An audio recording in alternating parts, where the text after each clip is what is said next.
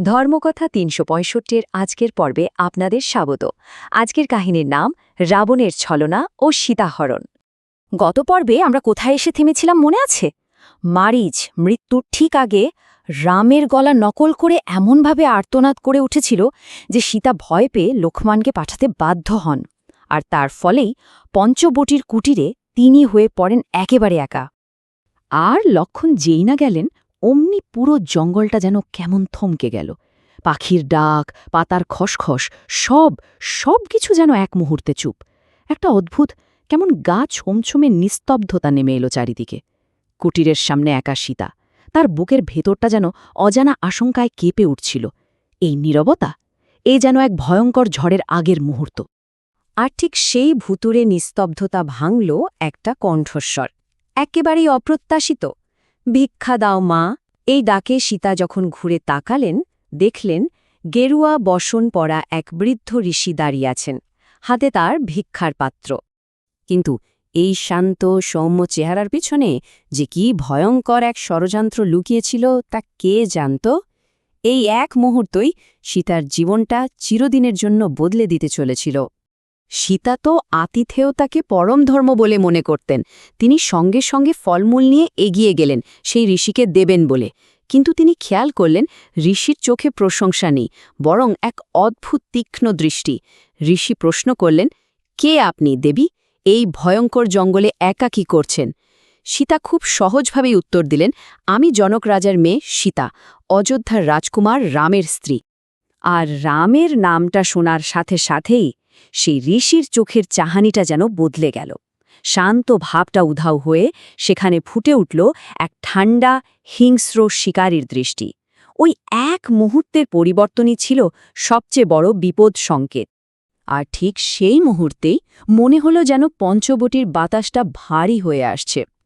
ঋষির সেই নরম গলাটা হঠাৎ করে মেঘের গর্জনের মতো কঠিন আর ভয়ঙ্কর হয়ে উঠল। এবার আসল সত্যিটার সামনে আসার সময় হয়ে গিয়েছিল। আর তারপরেই সেই কণ্ঠ থেকে যে পরিচয়টা বেরিয়ে এলো তা ছিল সীতার জন্য বিনা মেঘে বজ্রপাতের মতো। আর বলার সঙ্গে সঙ্গেই চোখের পলকে সেই ঋষির রূপটা হাওয়ায় মিলিয়ে গেল। আর তার জায়গায় কে দাঁড়ালো? 10 মাথা, 20 হাত, বিশাল ভয়ঙ্কর চেহারার রাবণ। সেই ভয়াবহ রূপ দেখে সীতা যেন আতঙ্কে জমে গেলেন। রাবণ তখন নিজের ক্ষমতা আর ঐশ্বর্যের অহংকারে একেবারে অন্ধ। সে সীতাকে প্রস্তাব দিল, এই সাধারণ বনবাসী রামকে ভুলে যাও, আমার সঙ্গে লঙ্কায় চলো, তোমায় আমি আমার প্রধান রানী করে রাখব। কিন্তু সীতা ভয় পেলেও এক বিন্দু দমে যাননি। তার গলায় ছিল অকল্পনীয় দৃঢ়তা। তিনি সপাটে রাবণের প্রস্তাব ফিরিয়ে দিলেন, জানিয়ে দিলেন যে তিনি শুধু রামেরই। সীতার এই সাহসী জবাব রাবণের অহংকারে যেন আগুন ধরিয়ে দিল। রাগে পাগল হয়ে সে সীতাকে জাপটে ধরল। সীতার গলা চিরে শুধু দুটো নামই বেরিয়ে এলো, রাম, লক্ষণ। কিন্তু তার সেই আর্তনাদ শোনার মতো সেই নির্জন জঙ্গলে আর কেউ ছিল না। রাবণ কোনো কথা না শুনে সীতাকে জোর করে তার উড়ন্ত রথে তুলে নিল, আর তারপর আকাশ কাঁপিয়ে সোজা উড়ে চলল লঙ্কার দিকে। নিচে পড়ে রইল তাদের সাধের পঞ্চবটির কুটির, এক ভয়ঙ্কর ঘটনার সাক্ষী হয়। কিন্তু গল্পটা এখানেই শেষ নয়। এই অন্যায়ের বিরুদ্ধে প্রতিরোধ সবে শুরু হতে চলেছিল, আর সেই প্রতিরোধের মঞ্চ ছিল আকাশ। রথের মধ্যে সীতা তখন শেষ চেষ্টা করছেন, নিজের গয়নাগুলো খুলে নিচে ফেলে দিচ্ছেন, যদি রাম কোনোভাবে এই চিহ্ন খুঁজে পায়। আর ঠিক সেই সময় আকাশে দেখা গেল এক বিশাল ডানার ছায়া। সাহায্য এলো এমন এক জায়গা থেকে যা কেউ কল্পনাও করতে পারেনি।